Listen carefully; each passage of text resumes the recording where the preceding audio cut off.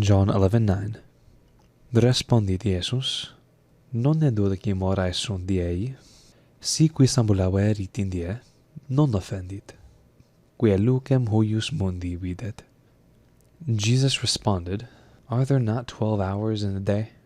If someone walks during the day, he does not stumble, because he sees the light of this world.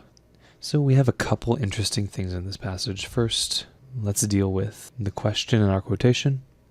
Non ne dodecim horae sunt diei.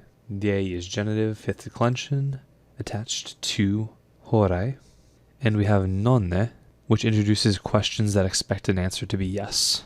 So, are there not 12 hours of the day, or in the day? The answer is clearly yes, there are 12 hours in the day. This is working under the assumption that day is referring to the light of day, so 12 hours during the day. Now, naturally, that does bend a little bit depending on what side of the summer or winter solstice we're on, whether we're having a little bit more or a little bit less than 12 hours, but it is a general truism that we have 12 hours of the day. Then we have a rather odd conditional here, particularly because of the sequence of verbs. We have a future perfect and then a present tense in the apodosis. Now, normatively for conditionals that are open conditioned or simple fact conditionals, we would expect the present indicative in the protasis and the present indicative in the apodosis, not assuming anything about the truthfulness or falsity of what's going on in the sentence, simply presenting it as it is, with neutral terms.